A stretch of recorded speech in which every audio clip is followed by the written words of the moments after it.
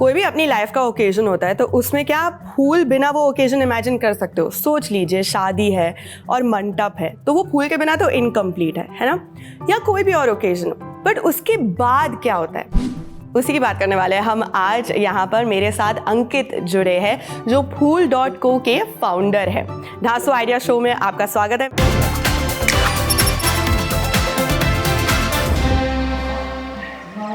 Calendar में साल था 2015, मई का महीना और नक्शे पर एक शहर कानपुर।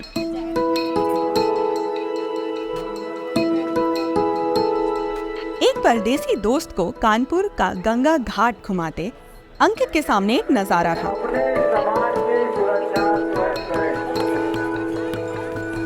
नदी में नहाते लोग और दूसरी ओर नदी में मिलती गंदगी। इसी गंदगी में इजाफा कर रहे थे आरती के बाद बहाए हुए फूल।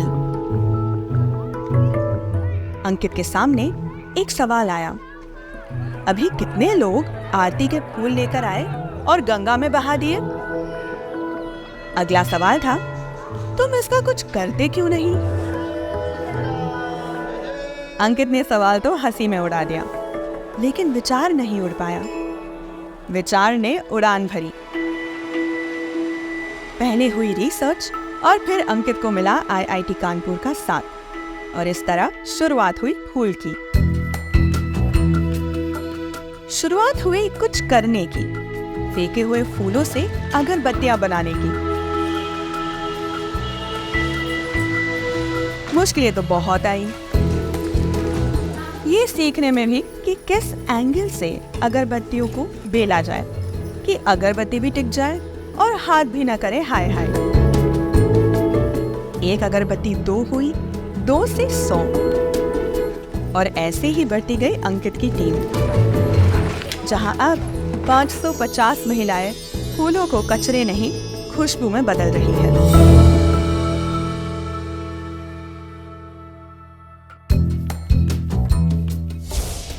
मैंने अपने दादाजी, अपने पापा, मम्मी सबको देखा है, या तो हम लोग गंगा जी में फूल प्रवाहित करते हैं या फिर हम मंदिर के कंपाउंड में जो पीपल का वृक्ष है वहाँ पे जाके उसे डाल देते हैं। तो वहाँ से मुझे लगा यार इसका कुछ करा जा सकता है। अगर भले ही मैं फैक्ट्रियों का कुछ नहीं कर सकता बट इसका मैं कुछ कर सकता हूँ। तो फिर 1-2 महीने बाद मैंने अपनी जॉब छोड़ दी और फिर मेरे पास जो 72,000 रुपये थे उससे फूल की शुरुआत हुई। तो मेरे को काफ़ी शौक भी लगे कि उस समय पूरे इंडिया में कोई इस चीज़ के बारे में सोच ही नहीं रहा था कि आप कोई डेटा नहीं था कि कितने मंदिर हैं, कितना फूल निकलता है, फूल आता कहाँ से है, फूल की एक जर्नी क्या होती है, खेत में उगने के बाद से वो गंगा जी तक जब पहुँचता है वो कितने लोगों की लाइफ को टच करता है। तो वो सब धीरे धीरे स्टडी किया और इनिशियली तो लोग एकदम पागल समझते थे। तो लोग बोलते थे क्या मजाक है, कौन ये करता है, कौन नौकरी छोड़ के मंदिर की सफाई करने का काम की कोशिश करता है, क्योंकि किसी ने कुछ देखा ही नहीं था कि फूलों से कोई कुछ कर सकता है। तो आप नौकरी कहाँ पर कर रहे थे? मैं पुणे में कर रहा था, फिर थोड़ा पार्ट स्विट्जरलैंड में था, तो फिर वो सब छोड़ के फिर आप वहाँ सब छोड़ के कानपुर आए। ओके, होते हैं ये स्टार्टअप वाले लोग, थोड़ा ऐसा संकी होना ज़रूरी होता है ताकि कुछ वर्कआउट कर सके। तो आपने कहा 72,000 से आपने शुरुआत की, आज 2023 में क्या वैल्यूएशन है? वैल्यूएशन तो अपवर्ड्स ऑफ 200 करोड़ है। तो अभी तक हम लोग टोटल मिला के करीब फंड रेजिंग में करीब 80 करोड़ रुपए रेस कर चुके हैं। बट फूल आज जब मैंने शुरू किया था तो मैं दिन के 4 किलो फ्लावर से मैंने शुरू किया था। आज की तारीख में हम लोग 22 टन फूल रोज करते हैं 6 लोकेशन से, और फेस्टिव दिनों पे करीब 50 टन के ऊपर चला जाता है। ओनरशिप पैटर्न क्या है? जैसे कंपनी आपने शुरुआत की थी इस कंपनी की, बट आज ओनरशिप पैटर्न क्या है? सो हम लोग के इन्वेस्टर्स हैं, जैसे इनिशियली आईआईटी कानपुर से हम लोग को इंक्यूबेशन लिया था। मेरा सारा रिसर्च आईआईटी कानपुर में हुआ। आईआईटी कानपुर एक स्टेक होल्डर है, फिर सोशल अल्फा स्टेक होल्डर है, आईएन स्टेक होल्डर है। कितने लोग हैं? करीब 5 लोग हैं। जैसे आलिया भट्ट ने इन्वेस्ट किया था लास्ट ईयर, वो भी एक स्टेक होल्डर है। करेंगे, उस पर भी बातचीत करेंगे। तो 5 लोग हैं और स्प्लिट क्या है? इक्वल तो नहीं होगा 20%? तो फाउंडर्स का सबसे ज्यादा रहता है रेशियो, वैसे ही है। तो अभी भी founders are in majority and अब जैसे अब हम लोग कितना majority is what percent? It's upward of 60%। काफी स्मार्ट।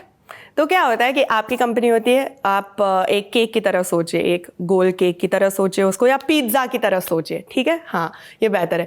पिज्ज़ा की तरह सोचिए, पूरा पिज्ज़ा मेरा है, कंपनी मेरी है। जैसे जैसे लोग मुझे आकर पैसा देंगे, इन्वेस्ट करेंगे, पैसा लगाएंगे मेरी कंपनी में, वो एक एक स्लाइस पिज्ज़ा का लेकर जाएंगे। तो जब ये कह रहे हैं कि 60% से ज़्यादा, मतलब अगर 8 स्लाइसेस है तो क्या 6 स्लाइसेस आपकी हुई जी, और बाकी जो 2 स्लाइसेस उन्होंने बाकी 4 लोगों में बांटी है? हाँ 5 जी, 5 लोगों में बांटी है। तो दैट्स एक्चुअली वेरी वाइज। जब मैं यूएसपी पूछी तो यूनिक सेलिंग पॉइंट, जैसे अगरबत्ती हम सबके घर में हमने बचपन से देखा है, बट अगर ये भी अगरबत्ती बना रहे तो उसमें कुछ अलग होना चाहिए, तो वो यूनिक सेलिंग पॉइंट है। तो आपकी क्या थी? तो जब 2017 में हम लोगों ने काम शुरू किया, तब उस समय मार्केट में जितनी भी अगरबत्तियाँ मिलती है वो चारकोल से बनती है। तो हम लोग का एक सिंपल आइडिया था कि ये अगर हम चारकोल को फूलों से रिप्लेस कर पाए। क्यों? चारकोल में क्या दिक्कत? तो charcoal, when you burn charcoal, उसमें सल्फर डाइऑक्साइड का वॉल्यूम ज़्यादा होता है, उसमें कार्बन मोनोऑक्साइड एमिट होता है, तो हमें वो रिप्लेस करना था। और हम चाहते थे कि अगरबत्तियों में एसेंशियल ऑयल ज़्यादा हो, परफ्यूम कम से कम इस्तेमाल हो। तो हम लोग ने प्योर एसेंशियल ऑयल्स के साथ काम करना शुरू किया। आज की तारीख में हम लोग की इकलौती ब्रांड है इंडिया में जिसकी अगरबत्ती इकोसर्ट सर्टिफाइड है। तो इकोसर्ट सर्टिफाइड नेचुरल ओरिजिन जो होता है, इसका अर्थ ये है कि जितना भी इसमें रॉ मटेरियल लगा है इस अगरबत्ती को बनाने में, सारा नेचुरल है, उसमें केमिकल कुछ भी नहीं है। आपको ये डब्बे में एक एक चीज़ बताई जाती है कि कौन कौन सी चीज़ें इसमें इस्तेमाल हुई हैं। सारा कस्टमर को एडुकेशन रहता है कि क्या हो रहा है, क्या नहीं हो रहा है, क्या प्रोसेस है। और दूसरी चीज़ कि ये अभी इंडिया की पहली फेयर ट्रेड सर्टिफाइड अगरबत्ती है। इसका मतलब ये है कि जितने भी लोग जुड़े इस पूरे सप्लाई चेन में, उन सबको फेयर वेजेस पे किया गया, उन सबका वर्किंग कंडीशन अच्छा था, किसी के कोई पैसे नहीं काटे गए, किसी को कोई मतलब कुछ भी धांधली नहीं की गई। ये आप कैसे इंश्योर करते हो? आपको नहीं, आपको थोड़ी ना पता होगा कि पूरे स्टेप सप्लाई चेन में। तो फॉर एग्जांपल, हम अब किसी से अगर हम एसेंशियल ऑयल भी खरीद रहे हैं तो हम उनका सर्वे करते हैं, हम देखते हैं कि उनके पास ऑर्गेनिक का सर्टिफिकेट है कि नहीं। यदि है तभी हम उनसे रॉ मटेरियल ले सकते हैं, वरना हम नहीं ले सकते। अच्छा, तो सप्लाई चेन जो होता है, जैसे आपने कुछ ऑर्डर कर लिया ऑनलाइन और वो आपके घर पहुंच जाता है, बट वो जब बनता है वेयर हाउस में जाता है, उस पर स्टिकर लगता है आपके एड्रेस का, फिर कोई इंसान उसको लेकर चेकआउट करता है और तब आपके घर तक पहुंचता है। तो वो हर एक स्टेप जो होता है वो सप्लाई चेन का होता है और वो हर चीज़ के लिए होता है। आप सुबह दूध ऑर्डर करते हो, आपके दरवाजे तक पहुँच जाता है, आप खरीदने जाते हो, उसका भी एक सप्लाई चेन होता है। तो जैसे ये बता रहे हैं कि हर स्टेप सप्लाई चेन में ये इंश्योर करते हैं कि सब सही से, सब ठीक से हो, और ये स्वास्थ्य के लिए भी बेटर है चारकोल अगरबत्ती से। ओके, तो ये आपका यूएसपी था। और जैसे आपने थोड़े वक्त पहले बताया कि आलिया भट्ट ने इन्वेस्ट किया, तो ये हुआ कैसे? उनका कॉल आपको आया था? तो फूल की जो अगरबत्ती है, लोग गिफ्ट बहुत करते हैं। जैसे होता ही है कि लोगों के, जैसे फॉर एग्जांपल मान लीजिए किसी के पेरेंट्स हैं, सबके घर में मंदिर बहुत छोटे होते हैं, तो लोग चाहते हैं अपने पेरेंट्स उनके कोयले वाली अगरबत्ती ना जलाएं, हेल्दी चीज़ें करें। लोग योगा करने चाहते हैं, तो सब लोग चाहते हैं कि इन्वायरमेंट बहुत अच्छा रहे। तो ऐसे हम लोग के फूल के काफ़ी सारे गिफ्ट बॉक्सेस होते हैं जो लोग बहुत ज़्यादा गिफ्ट करते हैं। और इसकी भी, इसमें स्पेशल ये रहता है कि जो भी गिफ्ट बॉक्स जिस भी महिला ने बनाया है उनका उसमें फ़ोटो रहता है। तो फॉर एग्जाम्पल, अब ये इन दीदी ने बनाया तो इनका फोटो रहेगा। तो जो आप उनसे ये कह रहे हो कि 540 और तो हाँ, हर किसी का आपने ऐसे बना रखा है? सबका आप विश्वास नहीं मानोगे, कई बार ऐसा हुआ है कि मतलब हम लोग के जो महिलाएं हैं उनके कोई फेवरेट एक्टर एक्ट्रेस है और उनका ऑर्डर उनको मिल गया है, पैक हुआ है। तो इससे होता ही है ना कि उन लोग को भी गर्व महसूस होता है कि हमने ये डब्बा बनाया, और उससे अकाउंटेबिलिटी बहुत आती है अच्छी नीचे टीम में। तो ऐसा नहीं कि आप मेरे लिए काम कर रहे हो, सब लोग अपने लिए काम कर रहे हैं। तो वो ऐसे ही आलिया को बॉक्सेस मिले थे, तो उन्हें 2 चीज़ बहुत पसंद आई। एक तो कि हम लोग गंगा जी साफ़ करने में मदद कर रहे हैं, सेकंड इज़ कि हम लोग करीब 540 महिलाओं को एम्प्लॉय कर रहे हैं। हम लोग उनका ESI, PF, retirement benefit, employ state insurances और प्रोविडेंट फंड्स, उनके लिए बैंक अकाउंट, उनका आधार, उनके लिए बस सर्विस, सारी चीज़ें कर रहे हैं। तो ये चीज़ उन्हें काफ़ी अच्छी लगी। तो फिर जब उनकी टीम ने अप्रोच किया तो हम लोगों ने बोला नहीं, अभी इंडोर्समेंट के लिए तो हम लोग बहुत छोटे स्तर पे काम कर रहे हैं। तो बोला नहीं, अच्छा काम है, मुझे किसी तरह इसमें आई वांट टू कंट्रीब्यूट। तो फिर she came in as an investor. कितने का इन्वेस्टमेंट है?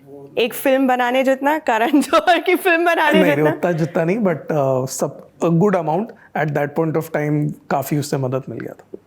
और उनका कितना स्टेक है कंपनी में? उनका करीब 5% के आसपास का स्टेक रहेगा। 5%, ओके। तो Phool.co is proudly a product of Kanpur. आप खुद भी कानपुर का ही प्रोडक्ट हो, बट ऐसा एक और कानपुर का प्रोडक्ट है जो वर्ल्ड फेमस है, जो कि है चमड़ा, लेदर। तो ऐसी जगह पे जब आप फूलों से लेदर बना रहे हो, वीगन लेदर बना रहे हो, उसके बारे में हमें बताइए। तो सी, जब हम लोग को मुझे एक्चुअली फूलों का प्रॉब्लम सॉल्व करना है। देश में करीब हर साल 80 लाख टन फूल नदियों में प्रवाहित किया जाता है। अब उसको रोकने के लिए अगरबत्ती सोल्यूशन नहीं है। अगर मैं अगरबत्ती का इंडिया का मार्केट करीब 11,000 करोड़ का है। धीरे धीरे रिसर्च करते करते एक दिन ये आइडिया है कि फूलों से चमड़े जैसा एक मटेरियल बन सकता है। और इनिशियली तो बहुत एक्सट्रीम पागलपन लगता था कि ये बहुत ही बड़ी बेवकूफ़ी है। तो 2017 में ये आइडिया आया था। 2018 से IIT कानपुर के साथ मिलकर इस पे काम करना शुरू किया। धीरे धीरे IIT के और लोग जुड़ गए, पूरी टीम बन गई, सब कुछ हो गया। और 2019 में मटेरियल का पहला रफ प्रोटोटाइप बन गया था। हम लोग ने इस मटेरियल का नाम रखा फ्लेदर, यानी फूलों वाला लेदर। तो आई विल शो यू, मैं आपको दिखाता हूँ। ये है फ्लेदर बिना टैनिंग के, जब ये सिर्फ नॉर्मल फ्लावर से ऐसा बन के निकलता है। अब ये देखिए, ये इसका एकदम आपको इसमें स्ट्रेंथ अभी उतना नहीं होता है। ये रफ प्रोटोटाइप है, मैं आपको इसका स्ट्रेंथ वाला मटेरियल दिखाता हूँ। तो आप इसका टच एंड फील देखेंगे, आपको एकदम लेदर जैसी शीट लगेगी। और इसकी बाइंडिंग में कोई भी प्लास्टिक या कुछ भी नहीं यूज होता है। ये बायोटेक्नोलॉजी के थ्रू बनता है। और ऐसे ये फ्लेदर बनाने में कितना वक्त लगता है? नहीं, इसकी R&D में तो काफ़ी समय लगा। अब आज की डेट में ये होता है कि जब हम लोग फ्लावर्स को अरेंज कर देते हैं जो प्रोसेस में, तो आज अगर शुरू किया तो ये 3 दिन में हमें शीट बन के रेडी मिल जाती है। और ये बैक्टीरिया और वायरस के थ्रू बनती है। ये जो R&D टर्म यूज कर रहे हैं, इसका मतलब है रिसर्च एंड डेवलपमेंट। मतलब किसी चीज के बारे में जानना, उसको स्टडी करना और फिर कुछ नया उससे बना के निकालना। ये फ्लेदर का फिनिश शीट है। सेम चीज टैनिंग के बाद? हाँ, वेजिटेबल टैनिंग के बाद आप उसमें जो भी एम्बॉसिंग करना चाहें, कोई भी स्किन, कुछ भी जो भी करना चाहे, तो इस मटेरियल को जैसे फॉर एग्जांपल जो भी बैग्स, जो भी शूज, जिसमें भी यूज होना है उसमें यूज हो जाए। और फिर इस पे आप पैटर्न लगाते हो? हाँ, वो एम्बॉसिंग करके जो भी आपको पैटर्न चाहिए, जो भी चाहिए। जैसे कितना कूल है, हम क्या क्या कर रहे हैं मेक इन इंडिया को लेकर। मतलब राइट हियर हार्टलैंड में ये सब बन रहा है। और एक्चुअली आप ये समझिए, इस स्पेस को बायो मटीरियल्स बोलते हैं, जहाँ हम बायोटेक्नोलॉजी का यूज़ करके कोई मटेरियल या कुछ नया बनाने की कोशिश करते हैं। और ये इंडिया का पहला स्टार्टअप है जो बायो मटीरियल्स के लिए फंड रेज कर चुका है और बायो मटीरियल्स को एक मेन स्ट्रीम मतलब दिशा दिखाने की कोशिश कर रहा है। आपने एक और चीज़ बताई थी पहले कि इतनी महिलाओं को आपने जैसे काम पर रखा है। आलिया भट्ट को भी ये बात बहुत अच्छी लगी थी। तो फेयर वेज की बात आती है, और जैसे पे गैप है ना, ये सिर्फ इंडिया में नहीं है, दुनिया भर में ये एक दिक्कत है। फिल्म इंडस्ट्री में, बाकी सारी इंडस्ट्रीज़ में, कि मर्दों को सेम काम के लिए, सेम स्किल सेट या एजुकेशन के लिए ज़्यादा पैसे मिलते हैं। तो आप अपनी ऑर्गेनाइजेशन में इसको कैसे डील करते हो? गवर्नमेंट ऑफ इंडिया ने डिसाइड किया है कि आपका फॉर एग्जांपल एक स्टेट या एक शहर है, उसकी स्टैंडर्ड ऑफ लिविंग के हिसाब से एक मिनिमम वेतन कितना, फेयर वेज यानी मिनिमम वेजेस इतनी होनी चाहिए। बट होता ही है कि बहुत लोग वो मिनिमम वेजेस देते नहीं हैं। वो क्योंकि एम्प्लॉयमेंट मतलब कम है और लोग ज़्यादा है, तो लोग कम पैसे में भी काम करना की कोशिश कर लेते हैं या मान जाते हैं। तो हम लोग का एज अ रूल हम लोग का ये है कि चाहे वो आदमी हो या औरत, उससे कोई फ़र्क नहीं पड़ता। फेयर वेज है जो गवर्नमेंट का रूल है, और वो जो हर 5-6 महीने में रिवाइज भी होती है। तो हर 6 महीने के बाद हिसाब से वो पैसा बढ़ भी जाता है। ये हर 6 महीने बढ़ता है? हाँ, हर 6 महीने? हमारा तो नहीं बढ़ता हर 6 महीने। तो अभी क्या फेयर वेज है उत्तर प्रदेश में? अभी फेयर वेजेस कानपुर में करीब 9,800 रुपये है पर मंथ, और इसके ऊपर ही SIPF और वो सारी चीज़ें, और अलग अलग स्टेट का अलग अलग रहता है। एज अ फाउंडर आपकी जर्नी में कोई ऐसी गलती विच almost cost you your company? हाँ, तो एक बहुत बड़ी गलती है एज अ फाउंडर, जो सबसे बड़ी गलती ये थी कि हम लोग ने कुछ इन्वेस्टमेंट एक ऑर्गेनाइजेशन से ले लिया था, जिनका गोल हमारी कंपनी के गोल से और सिंक में नहीं था, तालमेल नहीं था। तो वो बहुत बड़ी गलती थी। वो कुछ और चाहते थे कंपनी का, उनका विजन कुछ और था, हम लोग का विजन कुछ और था। तो आए दिन कुछ ना कुछ मतभेद होता रहता था। तो ये एक बहुत बड़ी गलती थी। जब भी हम लोग को इन्वेस्टर सेलेक्ट करने हैं तो हमें देखना चाहिए कि वो आपके विजन मिशन में बिलीव करते हैं कि नहीं। तो फिर बाद में हम लोग ने उनको जाके एग्जिट दिया। तो आपने पैसा वापस कर दिया? सारा पैसा जो कि आप अपना पैसा रखे, हमें नहीं चाहिए? हाँ, मतलब वो नहीं चाहिए क्या, मतलब हाँ वैसे ही पूरा वापस कर दिया? इससे ज़्यादा पैसा देना पड़ता है आपको। एग्जिट अगर आप दे रहे हैं तो जो आपने ऊंचा तो देना ही पड़ेगा। अच्छा, ये तो आपने बात की इन्वेस्टर्स के बारे में, ऐसे तालमेल बैठनी चाहिए। बट एक और दिक्कत हो जाती है जब आप बूटस्ट्रैप नहीं कर सकते या आप किसी के साथ पार्टनरशिप में जा रहे हो, तो को फाउंडर किस बेसिस पे आप डिसाइड करते हो? को फाउंडर सेलेक्ट करने का एक बहुत बेसिक रूल है कि अगर जो भी दूसरे पर्सन का स्किल सेट है, दूसरे या तीसरे पर्सन का, वो आपसे अलग होना चाहिए। तो दो जैसे होता है ना, दो हाथ मिलके ताली बजा देते हैं, तो अगर आप लेफ्ट हैं तो दूसरा राइट हैंड होना चाहिए। आप दो लेफ्ट हैंड लाएंगे तो ताली नहीं अच्छी बजेगी। मैं जैसे ऑपरेशंस और बहुत ज़्यादा डिटेलिंग में इतना अच्छा नहीं हूँ, तो प्रतीक जो मेरे को फाउंडर हैं, he is very good at operations, detailing. जैसे मैं एकदम करो एकदम वैसा टाइप का हूँ, वो धीरे धीरे सोच के ये सही है गलत है वैसे करते हैं। अच्छा, एक और सवाल है कि जब आपने बताया 2017 में जब आपने शुरुआत की थी तब कोई नहीं सोच रहा था इस सब के बारे में, बट आज जिस मार्केट में आप हो वो मार्केट इतना मैच्योर हो चुका है कि और सारे कॉम्पिटिशंस है। जैसे अगरबत्ती तो पहले से थी ही, पर अब और भी कंपनीज है जो फ्लावर रिसाइकलिंग में है, तो कॉम्पिटिशन के साथ आप कैसे डील करते हो? नहीं सी, इसमें बहुत सारे प्लेयर्स आने की कोशिश कर रहे हैं, बट लोग ये नहीं रियलाइज़ करते हैं कि आपको फूल रोज़ उठाने हैं। लोगों को लगता है कि आज मैंने मंदिर से फूल उठा लिया, मैंने कुछ प्रोडक्ट बना लिया, बट जब आप किसी मंदिर के साथ टाइप करते हो तो आपको फूल रोज उठाना है। तो इसमें सबसे बड़ा चैलेंज आता है मार्केट ढूंढना। तो हफ्ते में एक बार कलेक्ट कर सकते हो आप? फूल सड़ जाएंगे। 3 दिन में एक बार कलेक्ट कर सकते हो? नहीं, तो वो फूलों में फॉर एग्जाम्पल शिव जी पे चढ़ा कुछ, उसमें दूध पानी रहता है, तो फूल डीके होने लग जाते हैं। तो आपको ये ऑपरेशंस रोज करने हैं, और वो फूल आपको रोज लेके आने हैं, आपको उनको छांटना है, आपको उनको सुखाना है। तो इस सब में जगह और लोग का रिसोर्सेज बहुत लग जाता है। तो हम लोग के पास तो अब करीब 8 यूनिट्स है अलग अलग, तो हम लोग दिन का करीब 22 टन फूल रोज उठाते हैं, सेग्रीगेट करते हैं, उसको प्रोसेस करते हैं। तो आपकी एक यूनिट कितनी बड़ी है? तो हम लोग का अलग अलग यूनिट है। हम लोग का मतलब अभी जैसे हम लोग ने जो नया यूनिट डाला है वो करीब 80,000 स्क्वायर फुट बड़ा है। आपके स्टूडियो से, मतलब आपका जितना बड़ा इसका ऑफिस सब आप बाहर से लेके उससे भी बड़ा है। पूरी इंडिया टुडे ऑफिस जितनी, लाइक बाहर तक पूरे ऑफिस जितनी आपकी एक यूनिट है जहाँ पे आप सेग्रीगेट करते हो और सुखाते हो? और इतना रिसोर्सेज लगाना, वो सारी चीज़ें करना, क्योंकि आप स्टार्ट तो कर लेते हो, बट आप जब आपको उसको ग्रो करना है सस्टेनेबली, तब आपको ये समझ में आता है कि वो चीज़ें आप लोग ने नहीं इनकॉर्पोरेट की है। और हम लोग फॉर एग्जांपल जैसे हम लोग सर्टिफाइड है, there is always a first mover advantage एक चीज़ रहती है। And full as a I would say a special place in the heart of our consumers. दिन के आप कितने बना लेते हो? बनाते एक्चुअली हम लोग ऑन एन एवरेज दिन के आपके करीब 20 से 22,000 बॉक्सेस बना लेते हैं। और एक डब्बे में कितने? एक बॉक्स में 42 अगरबत्ती होती है। आपने इसका ऑटोमेशन क्यों नहीं किया? नहीं, इसका ऑटोमेशन हम लोग को निकालना ही नहीं था, क्योंकि हम चाहते थे कि और लोग, महिलाएं एम्प्लॉय हो जाए, जितना ज़्यादा इंक्रीज हो जाए उतना अच्छा है। Okay wait, I am going to try and do this math. तो आप कह रहे हो कि इतने सारे डब्बे होते हैं और एक डब्बे में 20 से 22,000। ठीक है, एवरेज के लिए मैं 21,000 लेती हूँ और एक डब्बे में 40, तो 84,000 बना रहे हो आप के आसपास। तो जब हम लोग इनिशियली, जब मैं भी जैसे अगरबत्ती रोल करता था, तो मैं 1 घंटे में करीब आपकी 100-150 अगरबत्ती बना पाता था। उसके बाद में दिन में, मतलब मेरी भी ऐसी स्पीड आ गई थी कि मैं 1 घंटे में 400-400 500 खट रोल कर लेता हूँ। आप खुद हाथ से रोल कर रहे थे? हाँ, तो बहुत इनिशियली तो करना ही सीखोगे कैसे, आप कैसे सिखाओगे जब आपको ही नहीं आता। और आपने अब दूसरों को सिखाया कैसे करना है? अब नहीं सिखाता हूँ, बट पहले सिखाता था। 17-18 में हम ही लोग फैक्ट्री में बैठ के यही कर रहे होते थे, रोज नया एक्सपेरिमेंट, कैसे ईजी हो सकता है, क्या कर सकते हैं, किस एंगल से हाथ रोल हो जिससे लोगों को दर्द नहीं हो, क्या करें। तो वो सब ऑप्टिमाइज तो करता ही है। तब रिलेटेड एक टर्म रहता है ARR, जिसका फुल फॉर्म है एनुअलाइज्ड रन रेट। तो फॉर एग्जांपल कि आपकी इस महीने, ये जैसे जुलाई चल रहा है, मान लीजिए आपकी जुलाई किसी लिए 1 करोड़ रुपए की है, तो आपका एनुअलाइज्ड रन रेट हो जाएगा 1 करोड़ इंटू 12, करीब 12 करोड़।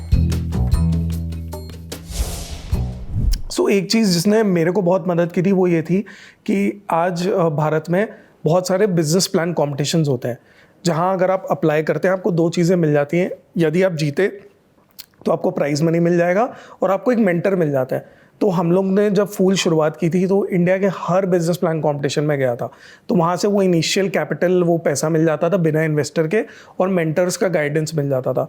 और इससे आपका आइडिया और रिफाइन हो जाता है, आपको उसे पिच कैसे करना है आप सीख जाते हो। तो ये आपको ज़रूर करना चाहिए। जितने बिजनेस प्लान कॉम्पिटिशन आप जा सकते हैं, IIM कैलकाटा हो गया, IIM बैंगलोर हो गया, IIM Ahmedabad, IIT Kanpur, IIT Bombay, IIM Indore, हर जगह ये होता है।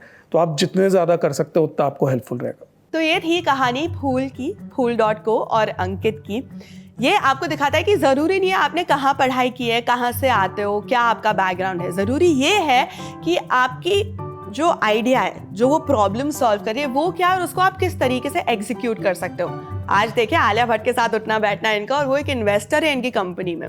तो अगर आप एक स्टार्टअप पर काम कर रहे हो, आपका कोई आइडिया है, तो ये जो ईमेल आईडी आपको दिख रहा है ना, ज़रूर हमें तुरंत ईमेल कीजिए। कोई ऐसी कंपनी है जिसकी कहानी आप जानना चाहते हो या चाहते हो कि हम उन्हें फीचर करें, सेम ईमेल आईडी का उपयोग करना है आपको। अगली बार मिलेंगे ढांसू आइडिया शो में। Thank you.